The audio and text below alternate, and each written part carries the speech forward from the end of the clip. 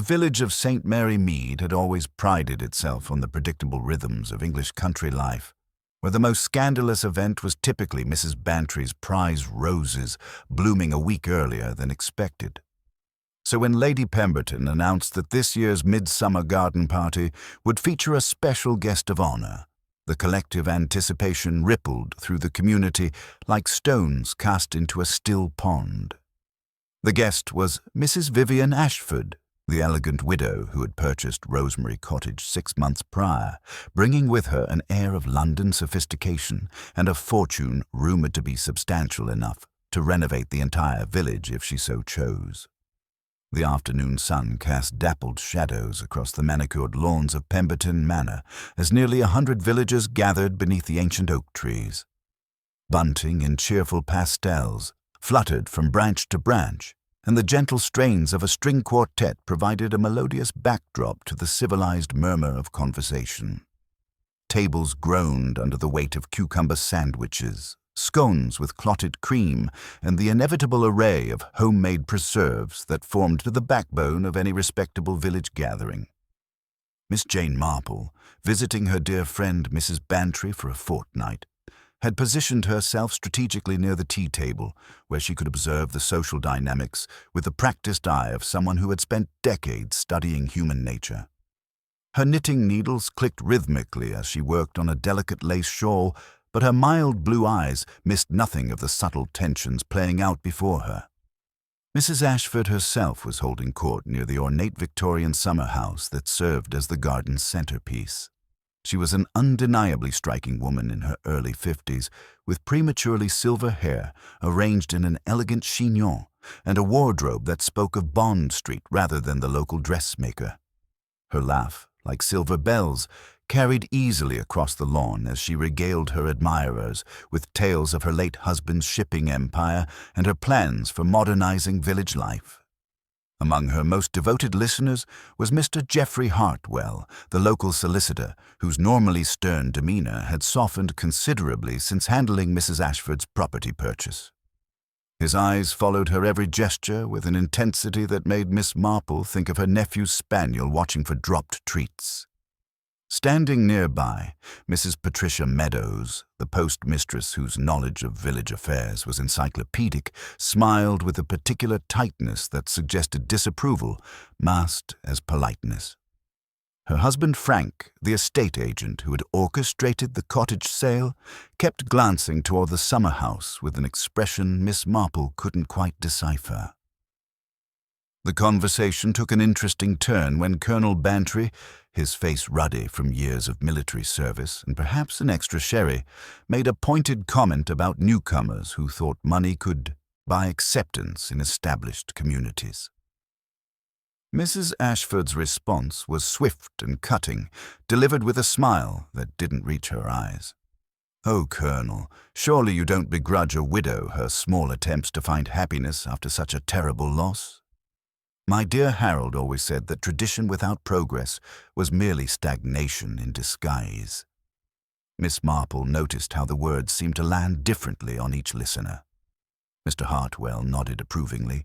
Mrs. Meadows's smile grew even more strained, and young Dr. Harrison, who had been quietly observing from the periphery, frowned slightly as if remembering something unpleasant. As the afternoon progressed, Mrs. Ashford announced her intention to rest briefly in the summer house, claiming the excitement of so much delightful company had given her a slight headache. She walked toward the latticed structure with purposeful steps, her heels clicking against the stone pathway that wound between the prize-winning rose beds. Miss Marple watched her go, noting the determined set of her shoulders and the way she glanced back once, as if ensuring she wasn't being followed too closely. 20 minutes passed before anyone noticed that their guest of honor had not returned. It was Lady Pemberton who first expressed concern, her hostess instincts alert to any disruption in the afternoon's carefully orchestrated harmony. "Perhaps someone should check on dear Mrs. Ashford," she murmured to her husband, wringing her hands with growing anxiety. Dr. Harrison volunteered for the task, his medical training making him the natural choice. He approached the summer house with the confident stride of a man accustomed to dealing with minor ailments and social emergencies. But when he reached the entrance and peered inside, his face immediately drained of color. "I say," he called out, his voice carrying an odd, strained quality that made every conversation halt mid-sentence. "Lady Pemberton, I think you'd better come here, and perhaps someone should telephone the police." Inside the summer house, Mrs. Vivian Ashford lay motionless on the weathered wooden floor, her elegant afternoon dress spread around her like the petals of a wilted flower. Her silver hair caught the late afternoon light filtering through the latticed windows, and her face bore an expression of surprise that would remain frozen for eternity. On the small wicker table beside where she had presumably been sitting, 2 teacups sat in their saucers, one bearing the faint trace of lipstick, the other pristine and untouched. Miss Marple, accepting the gentle nudge of intuition that sometimes visited her like a familiar friend, quietly approached the scene. Her practiced eye immediately catalogued the details others would overlook. The way the second cup had been positioned, just so, the faint, sweet scent that lingered beneath the rose's perfume, and most tellingly, the small silver spoon that lay not in either saucer, but carefully placed beside the sugar bowl, as if someone had been very particular about leaving no fingerprints. The peaceful afternoon had shattered like fine china, and Miss Marple knew that beneath the genteel surface of St. Mary Mead, secrets had been simmering that were now about to boil over. The garden party's genteel atmosphere shattered like fine porcelain as news of Mrs. Ashford's death rippled through the assembled guests. Lady Pemberton's carefully orchestrated afternoon dissolved into whispered conversations and nervous glances, while the string quartet's instruments fell silent, their cheerful melodies now seeming grotesquely inappropriate. Dr. Harrison remained stationed near the summer house entrance, his medical training warring with his obvious distress as he prevented curious onlookers from contaminating what had clearly become a crime scene.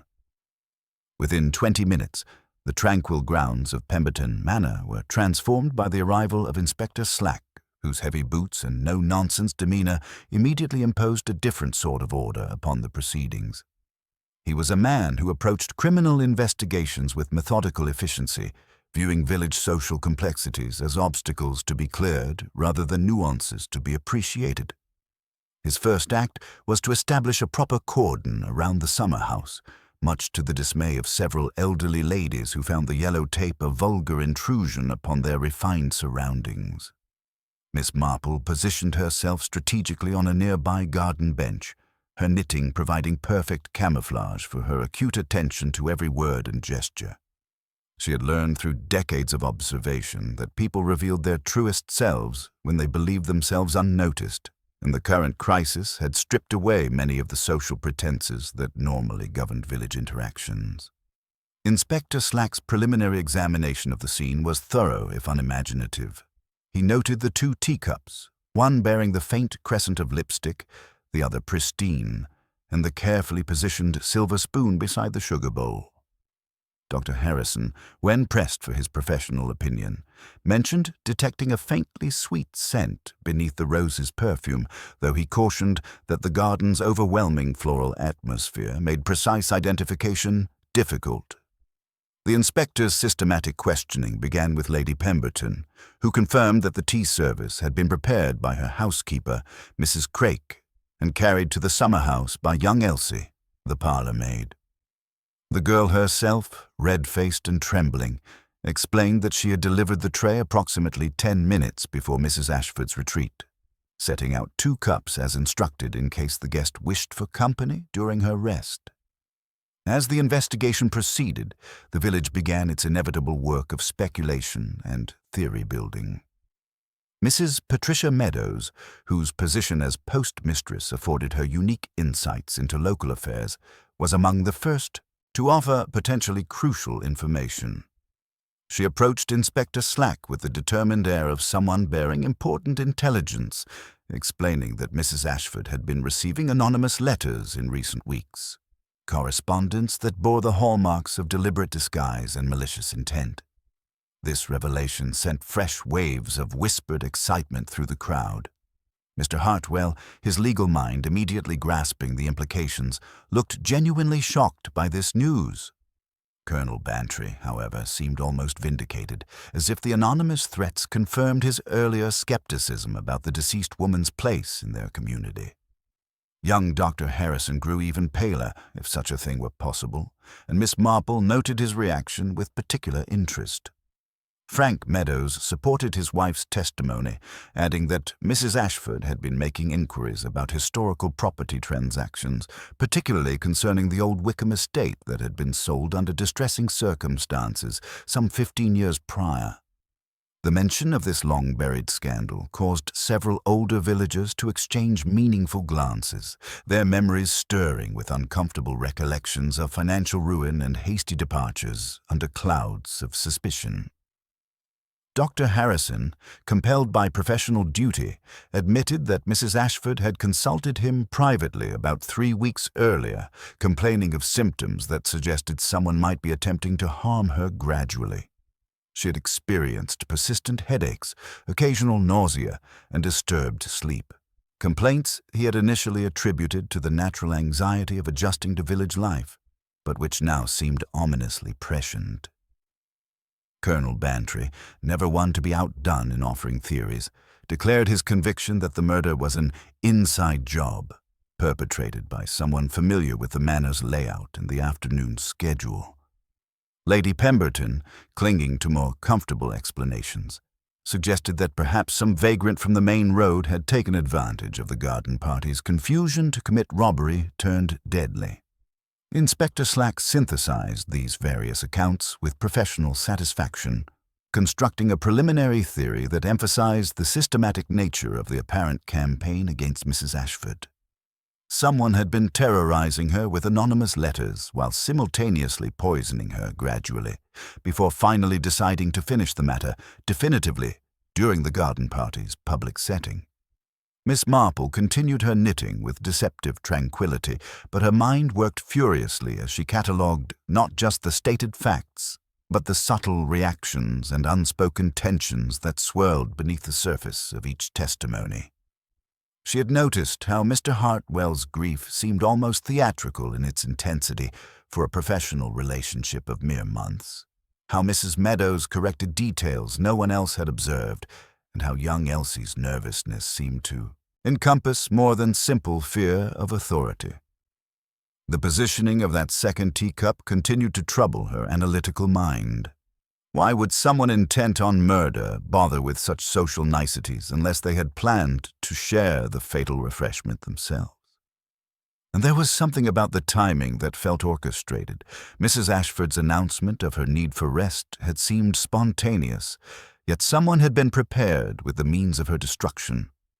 As Inspector Slack continued his methodical interviews and the afternoon shadows lengthened across Lady Pemberton's manicured lawns, Miss Marple reflected on the curious fact that in her extensive experience with human nature, the most obvious explanation was rarely the correct one.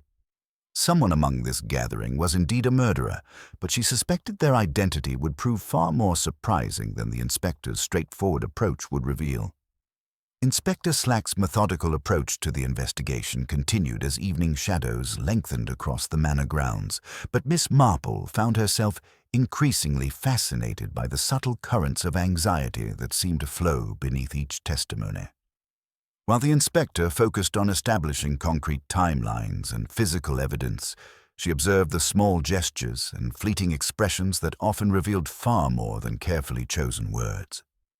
The discovery of additional physical evidence provided Inspector Slack with the tangible proof he preferred. A constable returning from the summer house presented a small evidence bag containing what appeared to be a tiny crystal fragment found near Mrs. Ashford's outstretched hand. Dr. Harrison, examining it through a magnifying glass with renewed professional composure, confirmed it was a piece of a small glass vial bearing traces of a faintly sweet residue that could indicate a fast-acting poison. This finding seemed to validate the theory of systematic poisoning, particularly when combined with young Elsie's increasingly detailed testimony. The parlour maid, her initial terror gradually giving way to a desperate need to be helpful, revealed that Mrs. Ashford had been quite particular about her refreshments during recent visits to the manor. She always requested her tea very weak, with just a whisper of milk, and had specifically asked about the sugar service, preferring fine granules to coarse crystals. More significantly, Elsie admitted with considerable reluctance that she had noticed the small vial of saccharine tablets was missing from its usual place beside the tea service when she prepared the tray. Mrs. Ashford had mentioned during a previous visit that she occasionally used the artificial sweetener for dietary reasons, though she generally preferred natural sugar. The missing tablets struck Miss Marple as particularly noteworthy, given Mrs. Ashford's recent concerns about her health. Mrs. Craik, the Pembertons' experienced housekeeper, provided additional context when questioned about the tea service arrangements. She confirmed that Elsie habitually set out 2 cups for afternoon tea in the summer house, regardless of how many guests were expected. "It's just proper service, Inspector," she explained with the dignity of long experience. "Better to have an extra cup than to be caught unprepared if someone wishes to join the guest." This detail resonated with Miss Marple's earlier observation about the pristine second teacup. If Elsie always provided 2 cups as a matter of routine, then the untouched service piece held less significance as evidence of an expected visitor. However, it did suggest that whoever had administered the poison was familiar enough with the household's customs to anticipate this arrangement. The investigation took a more dramatic turn when Elsie, encouraged by Lady Pemberton's gentle questioning, revealed that Mrs. Ashford had received a handwritten note earlier that afternoon.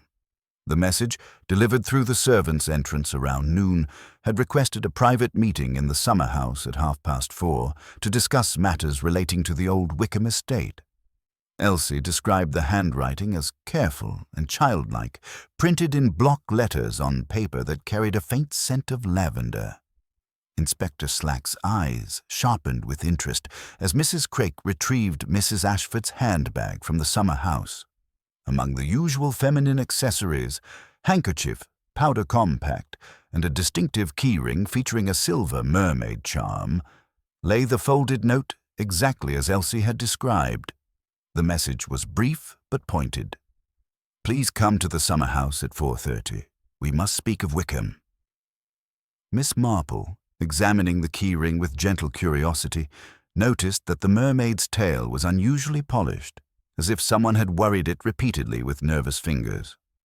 One of the small keys bore a sticky residue that carried the same faintly sweet scent Dr. Harrison had detected at the crime scene.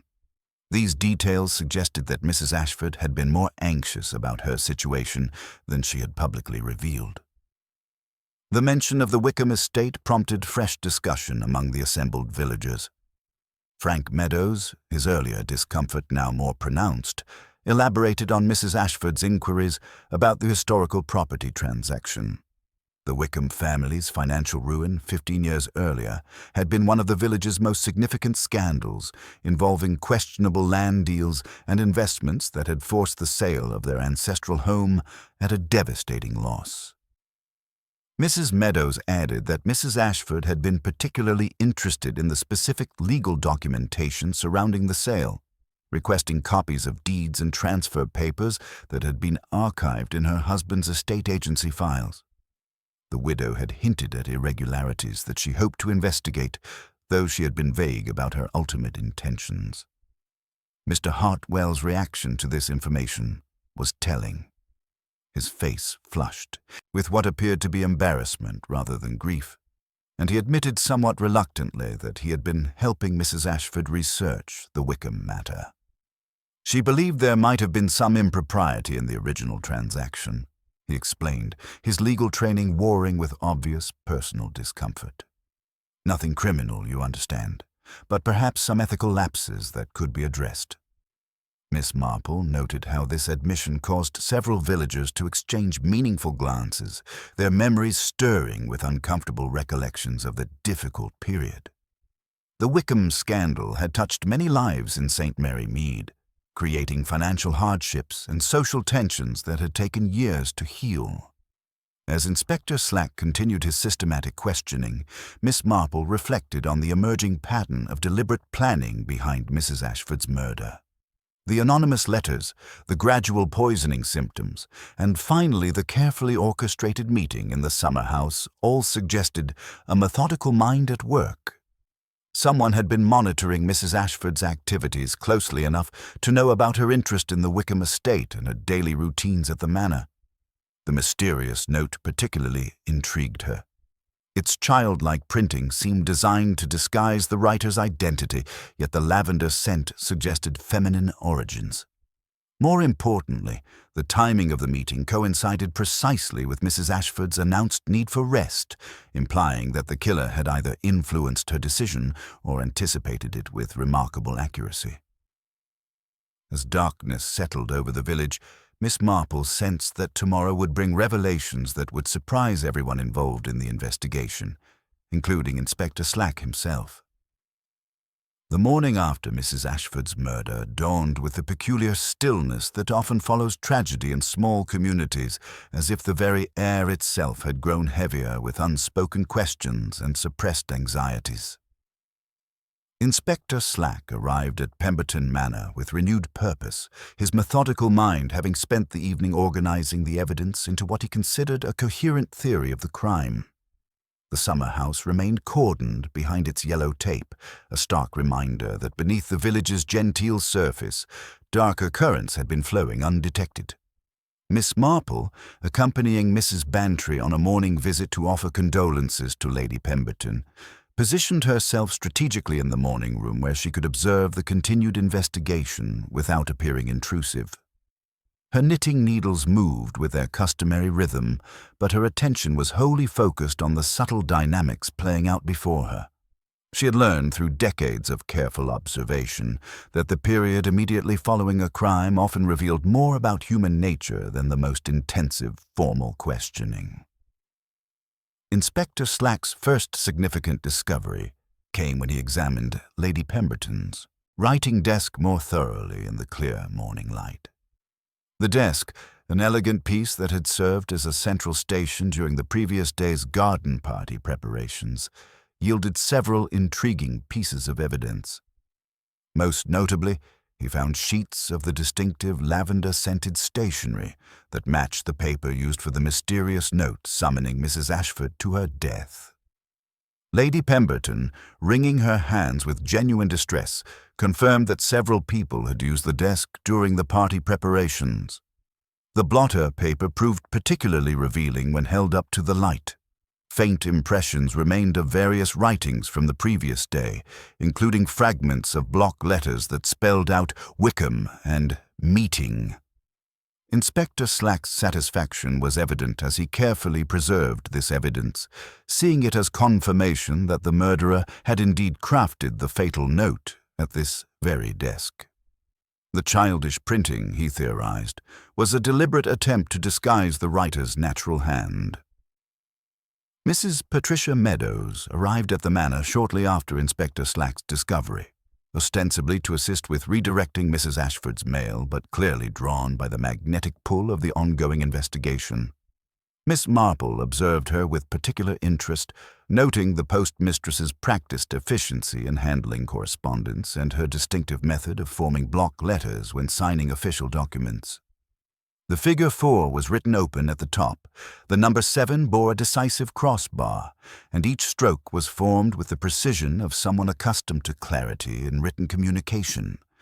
The inspector's questioning of the key figures intensified as the morning progressed.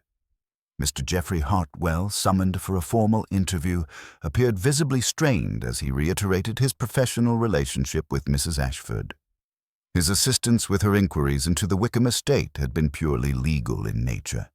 He insisted, though his obvious discomfort suggested deeper complexities in their association.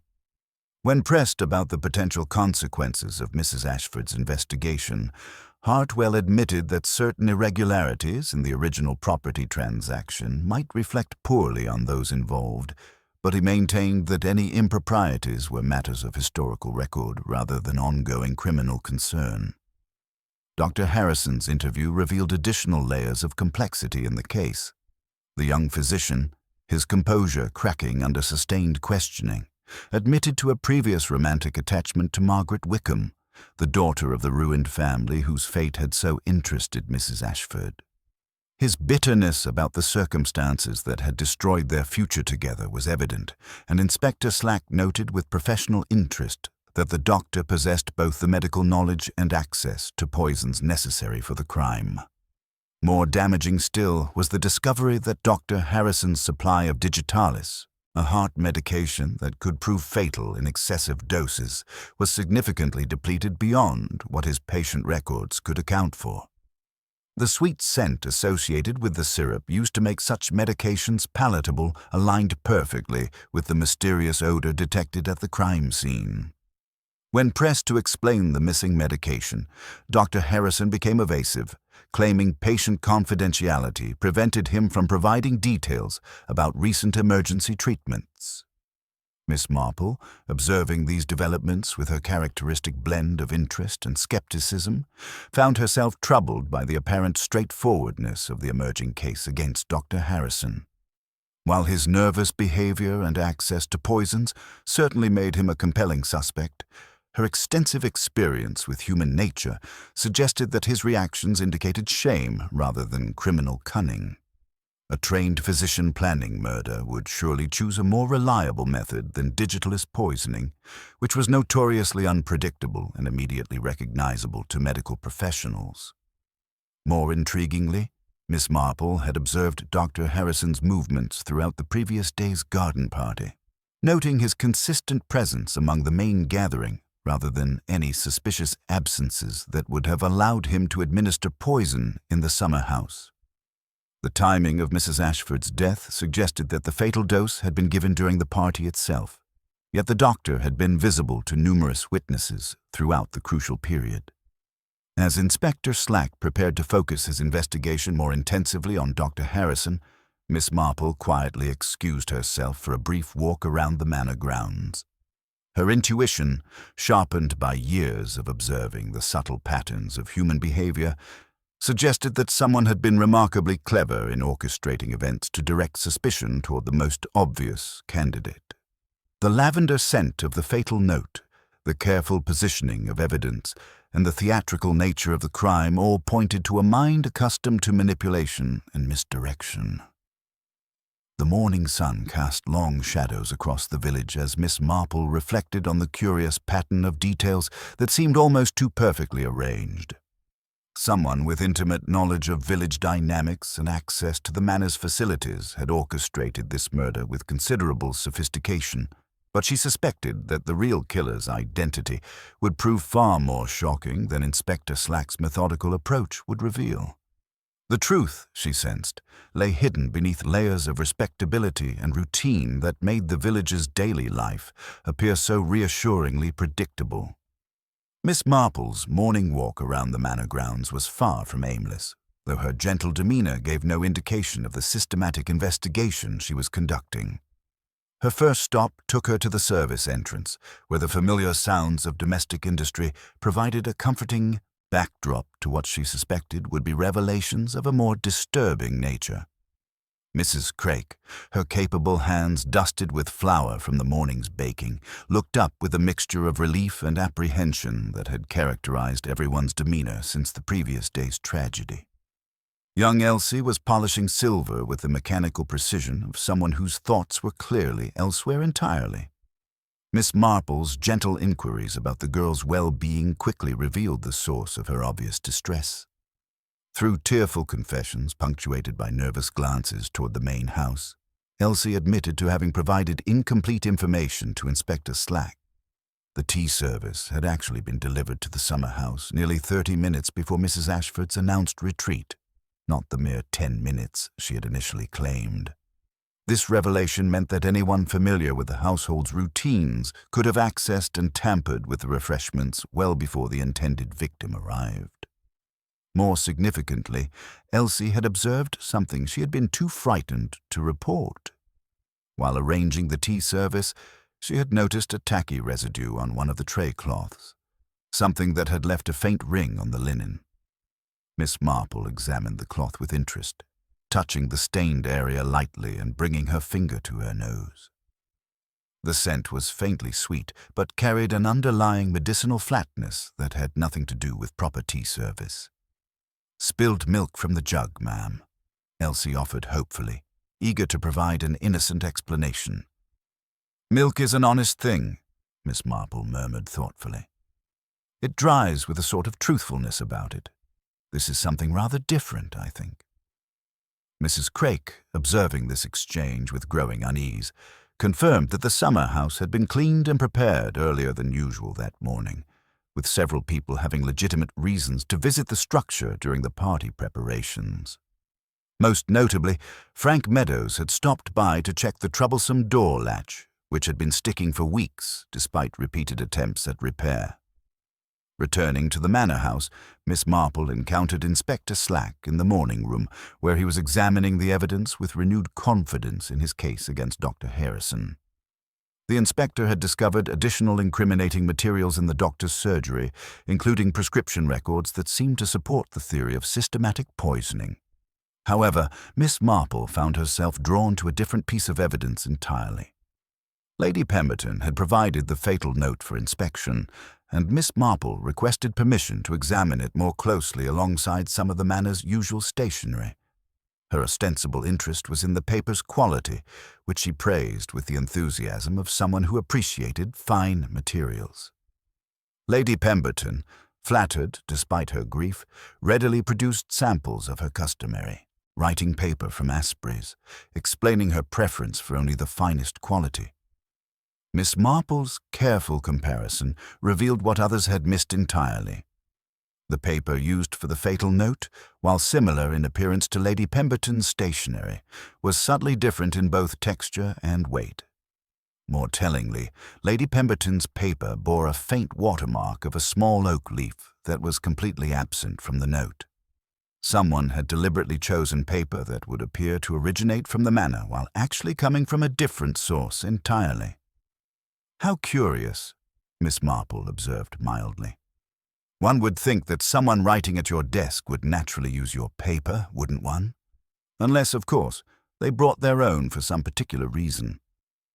The lavender scent that had been detected on the note also took on new significance when viewed in this light. Miss Marple recalled Mrs. Patricia Meadows' habit of including small lavender sachets in her postal correspondence, a practice that would leave exactly the sort of herbal fragrance that had been noted. Moreover, the childlike block letters that Inspector Slack interpreted as disguise bore a striking resemblance to Mrs. Meadows's precise postal handwriting, particularly in the formation of certain numbers and the distinctive crossbars on the sevens. Inspector Slack, when presented with these observations, remained focused on his systematic case against Dr. Harrison. The doctor's depleted digitalis supply, his evasive responses about patient confidentiality, and his admitted connection to the Wickham family created what the inspector considered a compelling narrative of motive and opportunity. Dr. Harrison's increasing distress under questioning seemed to confirm the inspector's theory, though Miss Marple noted that the young physician's anxiety appeared to stem more from professional embarrassment than criminal guilt.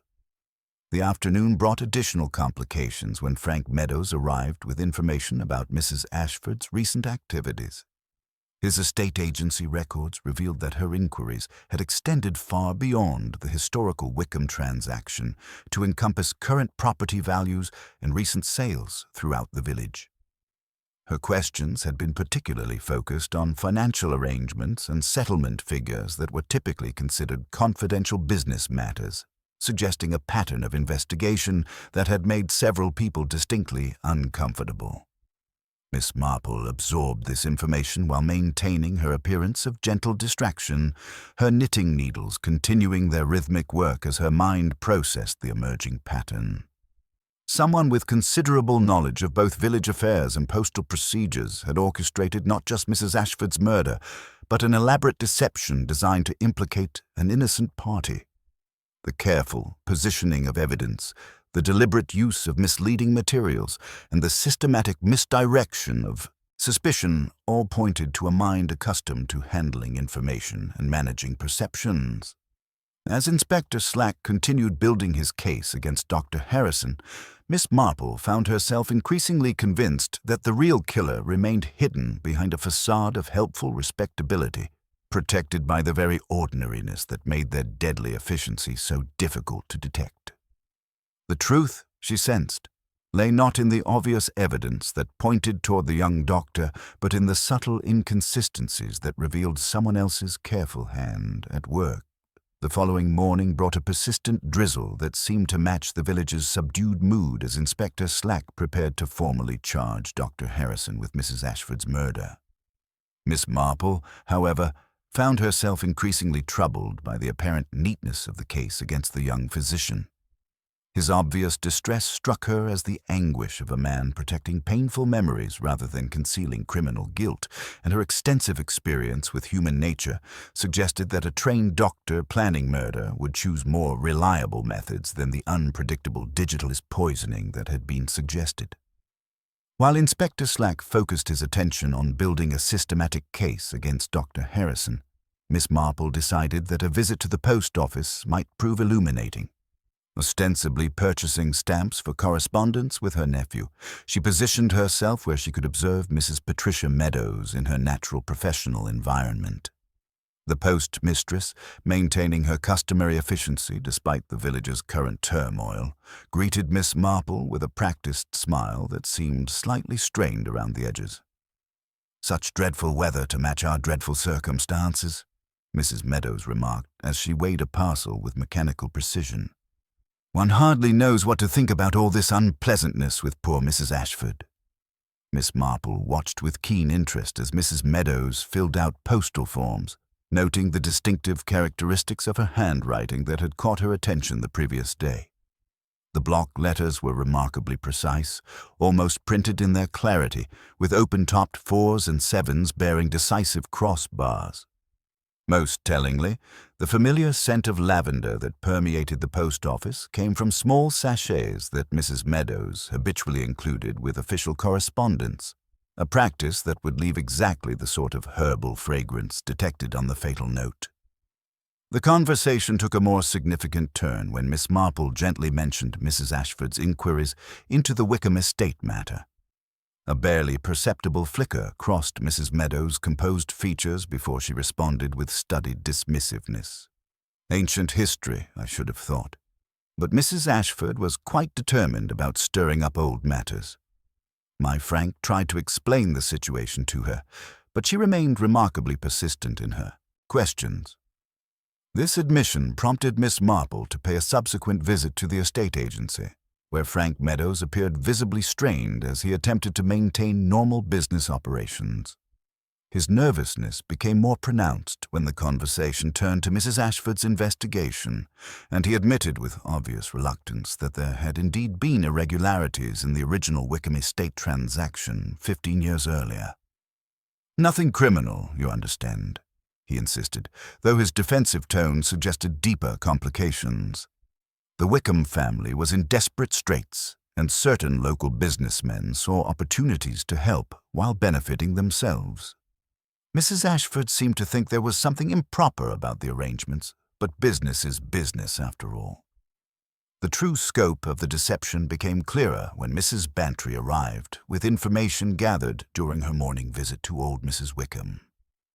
The elderly matriarch had revealed that her family had received only half the actual sale price of their estate, with the remainder disappearing into administrative fees and commissions that seemed extraordinarily generous for what should have been straightforward transactions. Mrs. Ashford's recent visit had armed her with documentary evidence of this financial manipulation, creating a powerful motive for murder among those who had profited from the original fraud. Miss Marple's subsequent examination of Mrs. Ashford's papers at Rosemary Cottage, conducted alongside Inspector Slack and Mr. Hartwell, revealed the systematic nature of the widow's investigation.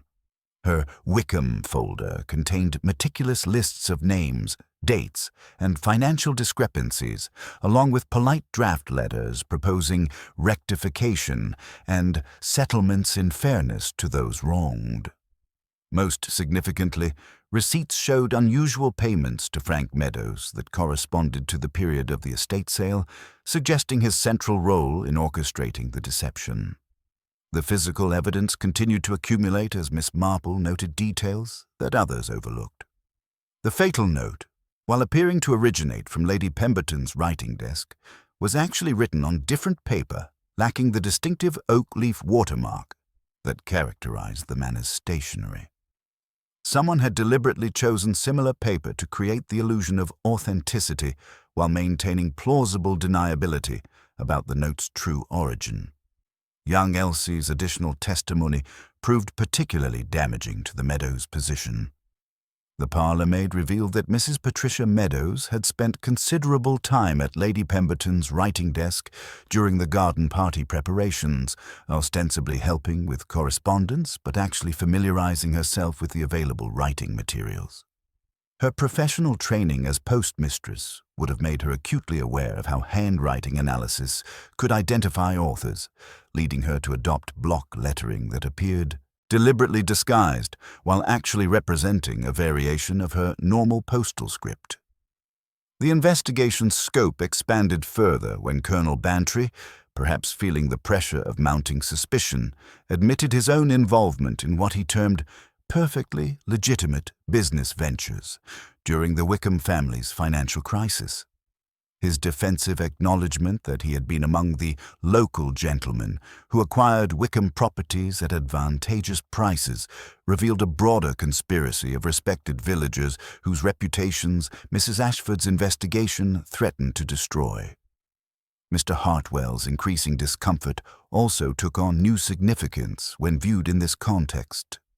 His legal expertise had been instrumental in creating contracts that were legally watertight while being ethically questionable, and his recent assistance with Mrs. Ashford's inquiries had placed him in the uncomfortable position of helping to expose his own past professional compromises. As Inspector Slack prepared to proceed with charges against Dr. Harrison, Miss Marple found herself convinced that the real killers remained hidden behind facades of professional respectability and community service. The Meadows family's improved financial circumstances following the Wickham estate sale, their access to both the manor's facilities and the village's communications, and their professional skills in handling documents and correspondence all pointed to a level of sophistication in planning and execution that went far beyond the obvious evidence pointing toward the young doctor. The truth, Miss Marple reflected, as evening shadows gathered over St. Mary Mead, lay not in the dramatic theory of revenge that Inspector Slack preferred, but in the mundane reality of greed and deception that had festered beneath the village's genteel surface for 15 years. Someone with intimate knowledge of both the original crime and Mrs. Ashford's investigation had orchestrated her murder with the same calculated efficiency that had once destroyed the Wickham family, and tomorrow would bring the delicate task of exposing that carefully maintained deception. The morning brought an unexpected development that would fundamentally alter Inspector Slack's carefully constructed case against Dr. Harrison. Mrs. Bantry arrived at Pemberton Manor in a state of considerable distress, her normally composed demeanor betraying the anxiety that had kept her awake through the night. Someone had attempted to break into Rosemary Cottage, Mrs. Ashford's residence, though the intruder had apparently fled when disturbed by the persistent barking of a neighbor's terrier.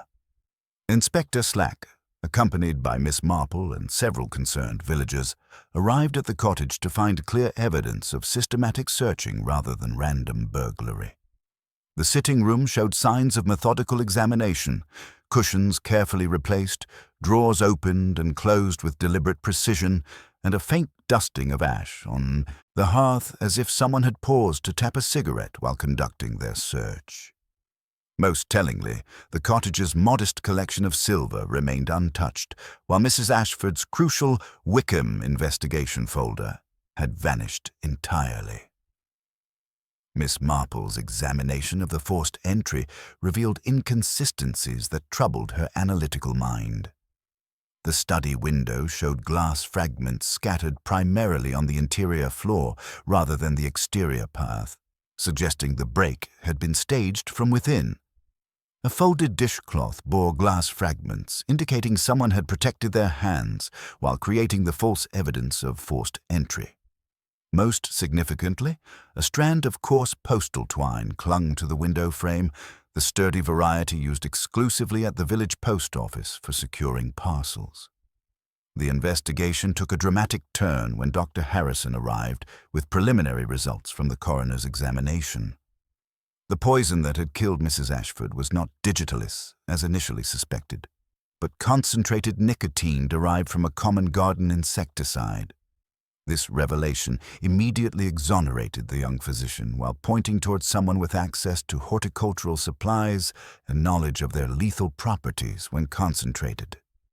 Inspector Slack's subsequent search of the Pemberton Manor's potting shed revealed a brown bottle of nicotine wash with its cork recently pared, and a rubber dropper bearing traces of glycerin, the sweet-scented substance used to mask the poison's bitter taste. Mrs. Craik confirmed that numerous people had legitimate access to the garden supplies, including Frank Meadows during his repeated visits to repair the summer house latch, and his wife Patricia during her frequent assistance with the Manor's correspondence. Miss Marple's attention focused on seemingly insignificant details that others overlooked. In Mrs. Ashford's wastepaper basket, she discovered the partial label of a London stationer, cut deliberately to remove identifying watermarks. The paper Mrs. Ashford had used for her investigation notes was subtly different from Lady Pemberton's stationery, lacking the distinctive oak leaf watermark that characterized the Manor's correspondence. Someone with professional knowledge of paper stocks and postal materials would understand such distinctions intimately. The missing saccharine tin that young Elsie had mentioned provided another crucial link in the chain of evidence. The container, retrieved from Mrs. Ashford's kitchen refuse, bore a price sticker that matched those used at the village post office when Mrs. Patricia Meadows covered additional retail duties. The tin's contents had been replaced with something far more sinister than artificial sweetener, providing the perfect delivery method for the concentrated nicotine that had proved fatal. Mrs. Patricia Meadows' arrival at the cottage, ostensibly to manage Mrs. Ashford's mail redirection, provided Miss Marple with additional observational opportunities. The postmistress wore damp gloves despite the morning's mild weather, and a small adhesive bandage graced her forefinger, explained as a breakfast accident, though Miss Marple noted the injury's fresh appearance and strategic positioning that would conceal fingerprint identification. Frank Meadows's subsequent appearance, offering to assist with document inventory, revealed the nervous energy of someone under considerable strain. His voice, normally smooth and professional during business transactions, stumbled over simple words as he declared with suspicious emphasis that no valuables had been disturbed. His eagerness to characterize the break-in as an attempt to blacken honest names struck Miss Marple as particularly revealing. The systematic nature of the deception became clearer as Miss Marple examined the postal records that Mrs. Meadows maintained with characteristic efficiency. The anonymous threatening letters that had terrorized Mrs. Ashford bore postmarks from neighboring villages, but careful examination revealed routing stamps indicating their actual origin at the St. Mary Mead post office. Mrs. Meadows's professional expertise had enabled her to create false postmarks that would misdirect any investigation away from their true source. Inspector Slack's recognition that the case against Dr. Harrison had collapsed entirely forced a fundamental reassessment of the investigation's direction. The young physician's obvious relief at being cleared was tempered by professional shame at his earlier evasiveness about patient confidentiality. His connection to the Wickham family tragedy, rather than providing motive for murder, had actually made him a convenient scapegoat for those truly responsible for both the historical fraud and Mrs. Ashford's recent death. Miss Marple reflected on the calculated ruthlessness that characterized both crimes, the original Wickham estate deception and Mrs. Ashford's systematic murder. The same attention to detail and professional competence that made Patricia Meadows an exemplary postmistress had enabled her to orchestrate complex deceptions involving false evidence, misdirection, and carefully constructed alibis. Her intimate knowledge of village correspondence and her husband's access to property records had made them formidable adversaries whose respectable facades concealed years of financial manipulation. As evening shadows lengthened over St. Mary Mead, Miss Marple sensed that the careful web of deception was beginning to unravel. The Meadows family's improved financial circumstances following their involvement in the Wickham transactions, their professional access to the tools of deception, and their systematic campaign against Mrs. Ashford all pointed toward a final confrontation that would expose the truth behind 15 years of carefully maintained lies. Tomorrow would bring the delicate task of drawing the real killers into the open, where their practiced competence in deception would finally meet its match in Miss Marple's understanding of human nature. The morning brought an ominous shift in the village atmosphere that Miss Marple recognized as the peculiar tension that precedes a criminal's final, desperate gambit. Her extensive experience with human nature under pressure had taught her that when carefully constructed deceptions begin to unravel, the perpetrators often resort to increasingly reckless actions that ultimately expose their guilt more definitively than any methodical investigation could achieve. The time had come, she realized, for a more direct approach that would draw the true killer into revealing themselves through their own psychological vulnerabilities. Her opportunity arose when Dr. Harrison arrived at Mrs. Bantry's cottage in a state of considerable agitation, carrying a small package that had been delivered to his surgery during the night. The brown paper wrapping bore the distinctive characteristics of post office materials, and the accompanying card expressed gratitude for his kindness amid frightful times. Miss Marple's gentle request to examine the contents revealed chocolates that, when tested with Dr. Harrison's medical instruments, showed traces of the same bitter alkaloid that suggested another poisoning attempt. The package's postmark indicated Much Benham as its origin, but the routing stamps told a different story entirely. Miss Marple's careful examination revealed the same postal twine that had been found at Rosemary Cottage, and the handwriting on the card bore subtle similarities to the block lettering that had summoned Mrs. Ashford to her death. Someone was becoming increasingly desperate, resorting to crude repetition of earlier methods rather than developing new strategies for eliminating perceived threats. Inspector Slack's recognition that the case had evolved beyond his initial theories prompted him to accept Miss Marple's suggestion for a more psychological approach to the investigation. Her proposal was deceptively simple. Engage the primary suspects in seemingly innocent conversation while observing their reactions to carefully chosen revelations about the evidence. The guilty party, she explained with characteristic mildness, would inevitably betray themselves through the very competence that had enabled their initial success.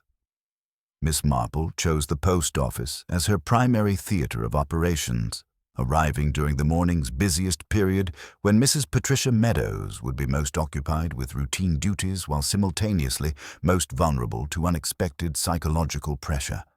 Her ostensible purpose was mailing a complex parcel requiring careful wrapping and multiple stamps, but her true objective was observing the postmistress under conditions that would reveal the subtle signs of guilt that professional composure could not entirely conceal.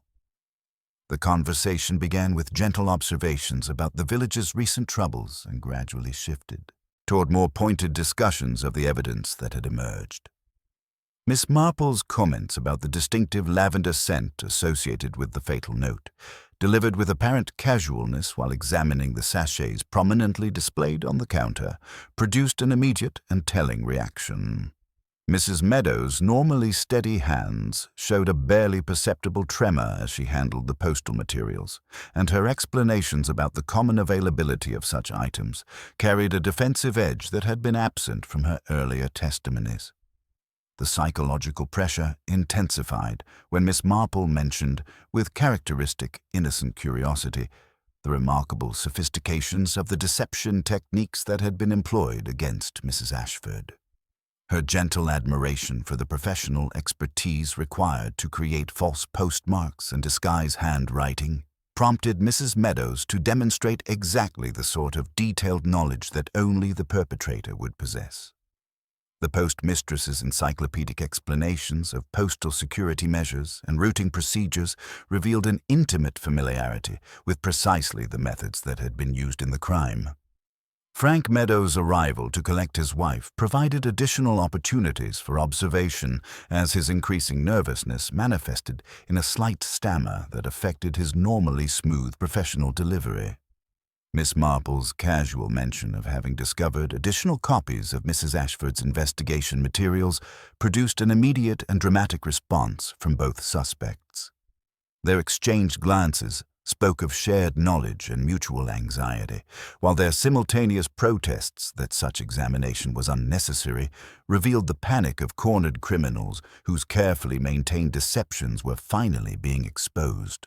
The final psychological gambit came when Miss Marple mentioned, with apparent regret, that Mrs. Ashford's correspondence with London barristers had indicated plans for criminal prosecution rather than mere civil remedy.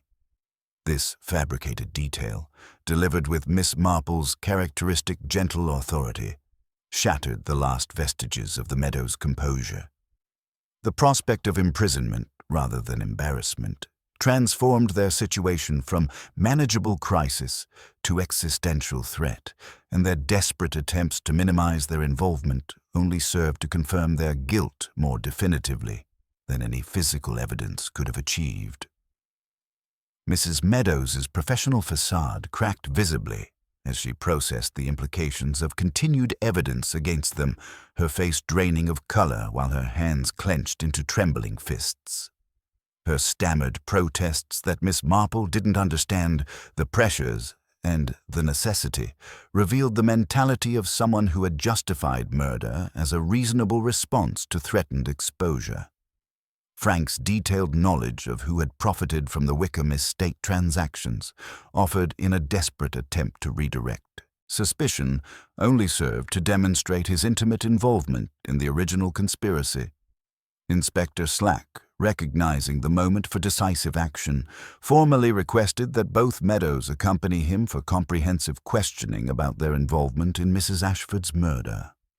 Their desperate attempts to maintain innocence while simultaneously seeking legal representation confirmed what Miss Marple's psychological pressure had revealed: that beneath the respectable facade of village service lay the calculating ruthlessness of criminals whose greed had destroyed one family 15 years earlier and claimed another victim when their secrets were threatened with exposure. As the afternoon shadows lengthened over St. Mary Mead, Miss Marple reflected on the curious pattern of human nature that enabled ordinary people to commit extraordinary evil when their comfortable deceptions were challenged.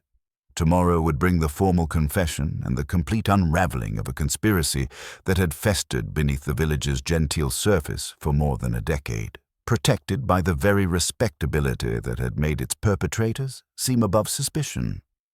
The morning after Miss Marple's psychological confrontation at the post office brought an ominous stillness to St. Mary Mead, the kind of weighted quiet that precedes a thunderstorm. Inspector Slack, having spent the night reviewing the accumulated evidence, arrived at Mrs. Bantry's cottage with the grim satisfaction of a man whose methodical approach had finally aligned with intuitive insight. Miss Marple, her knitting needles clicking with their customary rhythm, greeted him with a serene composure that masked her acute awareness that the final act of this deadly drama was about to unfold. The inspector's first revelation concerned the attempted poisoning of Dr. Harrison, which had provided the crucial breakthrough in understanding the killer's methodology. The chocolates, when analyzed, contained the same concentrated nicotine that had killed Mrs. Ashford, but the delivery method revealed the desperation of criminals whose carefully constructed plans were unraveling. The postal twine used to secure the package bore distinctive wear marks that matched the counterhook at the St. Mary Mead post office, while the routing stamps told a story of deception that only someone with intimate knowledge of postal procedures could have orchestrated. Miss Marple's gentle suggestion that they conduct one final test of their theory prompted Inspector Slack to arrange what appeared to be a routine evidence collection at the summer house. Word was deliberately allowed to circulate through the reliable network of village gossip that additional documents had been discovered hidden in the structure and would be retrieved that evening. The trap was baited with the promise of evidence that could definitively expose the Wickham estate conspiracy, and Miss Marple settled herself on Lady Pemberton's terrace to observe who would take the low. The evening brought a soft twilight that transformed the familiar garden into something almost theatrical, with the summer house serving as a stage awaiting its final performance.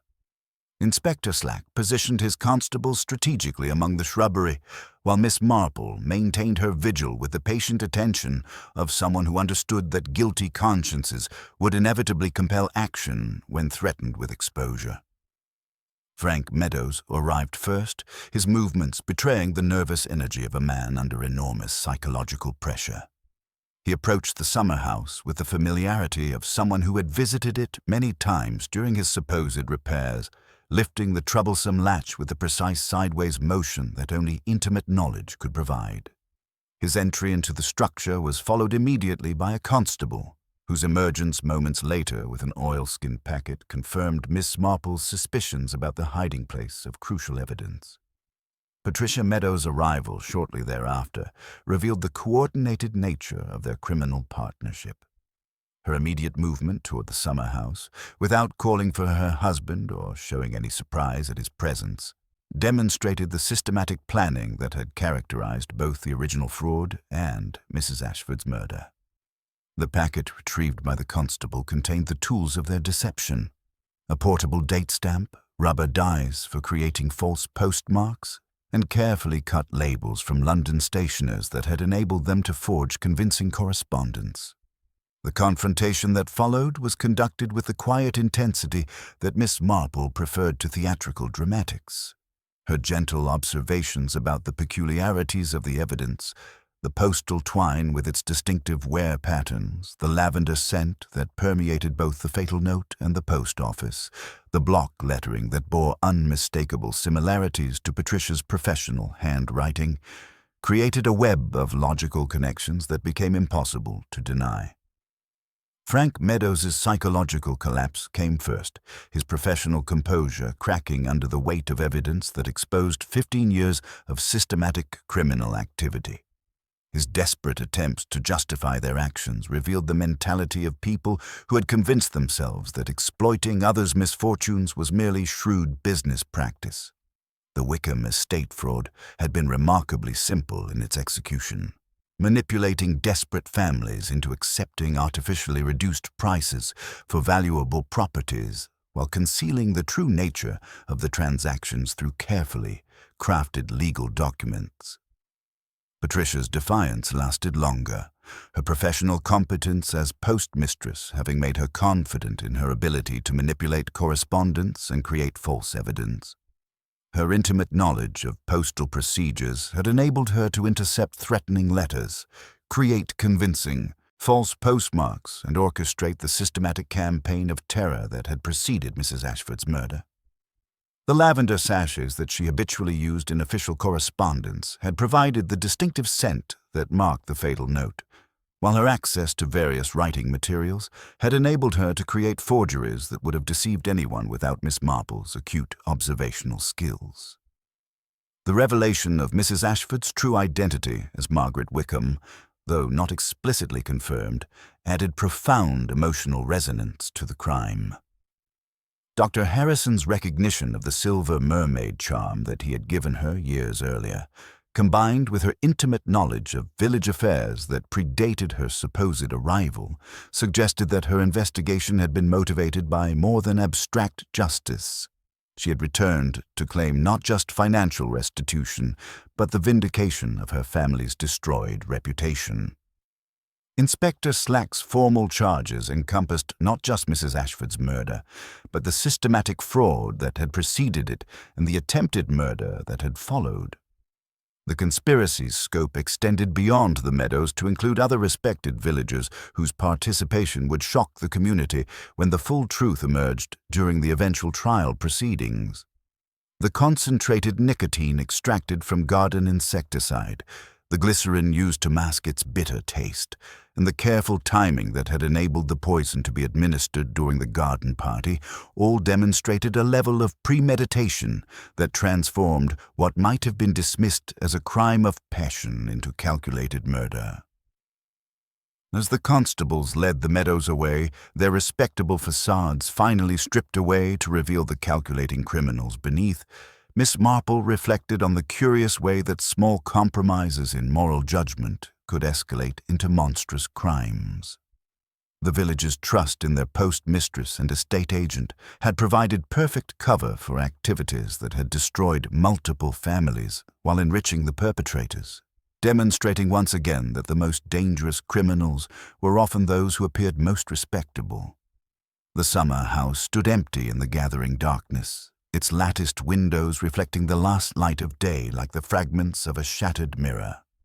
Tomorrow would bring the complete exposure of secrets that had festered beneath St. Mary Mead's genteel surface for more than a decade, transforming the community's understanding of the people they had trusted with their most intimate affairs and proving once again that human nature, in all its complexity, remained the most reliable guide to solving even the most carefully constructed mysteries.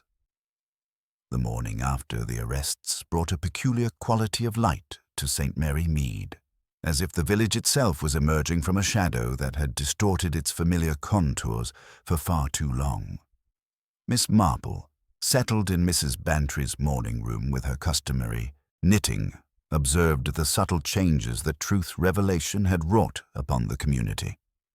Windows that had always seemed welcoming now appeared to watch with different eyes, and conversations carried undertones that spoke of shattered assumptions about neighbors they had trusted implicitly.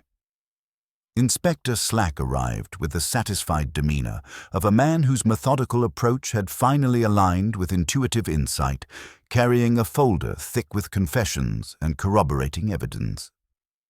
The night's interrogations had yielded a complete picture of the conspiracy that had festered beneath the village's genteel surface for 15 years, transforming respected community members into calculating criminals whose respectability had provided perfect camouflage for their systematic exploitation of vulnerable families. Dr. Harrison's arrival provided the emotional key that unlocked the mystery's deepest significance. His hands trembled slightly as he produced a small, worn photograph from his wallet. A laughing young woman on a seaside pier, a distinctive silver mermaid charm glinting at her wrist. "Margaret Wickham," he said softly, his voice carrying the weight of years of suppressed grief. "We were to be engaged before everything fell to pieces.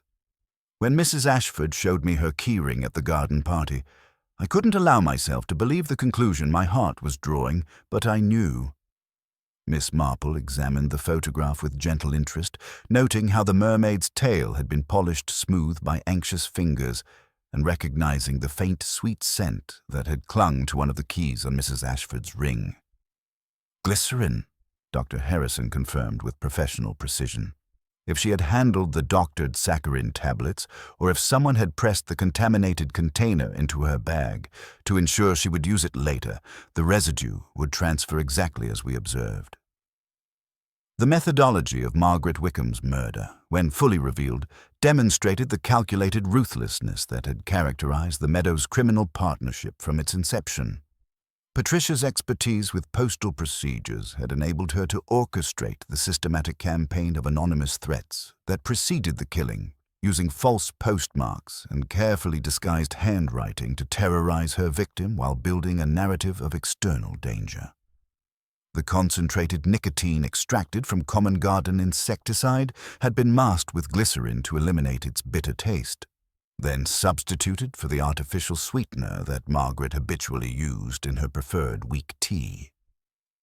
Inspector Slack's detailed reconstruction revealed the precision timing that had made the murder possible. Patricia, familiar with the household's routines through her frequent assistance with Lady Pemberton's correspondence, had known that the tea service would be delivered to the summer house well before Mrs. Ashford's announced retreat. The fatal note, written on carefully selected paper that mimicked the manor's stationery while lacking its distinctive watermark, had been crafted to appear as an invitation from someone Margaret trusted, someone whose handwriting she would recognize from years of handling village correspondence.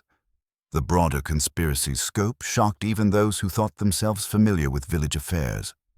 Frank Meadows' estate agency had provided the perfect vehicle for identifying vulnerable families whose desperation could be exploited, while Patricia's position at the post office enabled her to monitor correspondence and manipulate communications. The Wickham estate fraud had been merely their most successful venture in a pattern of systematic exploitation that had enriched several respected villagers while destroying the lives of those who trusted their professional integrity. Colonel Bantry's admission of his participation in acquiring properties at artificially reduced prices, combined with Mr. Hartwell's acknowledgement of crafting legally questionable contracts that facilitated the deception, painted a picture of organized criminality that had operated beneath the community's respectable facade for more than a decade. The profits from these activities had funded the Meadows' rise in social standing, enabling them to become pillars of the very community they were systematically betraying. Miss Marple's gentle questioning of Patricia Meadows in custody revealed the psychological framework that had enabled such calculated cruelty. "You see, my dear," she observed with characteristic mildness, "people often believe that great dramatic acts define us, but it is the small habits that truly reveal character. A crossbar on a 7, a lavender sachet included without conscious thought, the precise positioning of a spoon. These details speak more clearly than any protestations of innocence." Patricia's professional facade finally cracked as she processed the implications of the evidence arrayed against her. "I protected what was ours," she whispered, her voice carrying the bitter defensiveness of someone whose comfortable deceptions had been stripped away. "They would have ruined us." Her use of the plural pronoun revealed the collaborative nature of their crimes, while her inability to acknowledge Margaret Wickham's right to justice demonstrated the moral blindness that had enabled years of exploitation.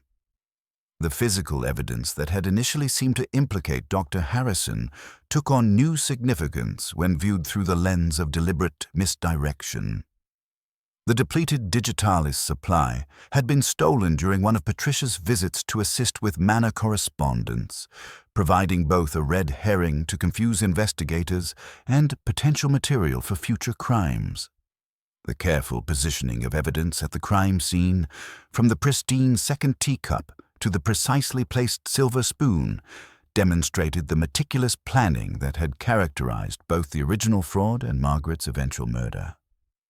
As the village began the difficult process of reconciling its understanding of trusted community members with the reality of their criminal activities, Miss Marple reflected on the curious patterns of human behavior that made such deceptions possible. The gradual erosion of moral boundaries that transformed minor ethical compromises into systematic fraud, the dangerous assumption that respectability provided immunity from suspicion, and the way professional competence could be perverted to criminal purposes all contributed to crimes that might have continued indefinitely without Margaret Wickham's courageous return to seek justice for her destroyed family. The summer house, its latticed windows now free from the yellow tape that had marked it as a crime scene, stood peacefully in Lady Pemberton's garden as afternoon shadows lengthened across the manicured lawns. The structure would always carry the weight of what had transpired within its walls, but Miss Marple knew that time would eventually soften even the sharpest memories, allowing the village to heal while never quite forgetting the lessons learned about the complexity of human nature.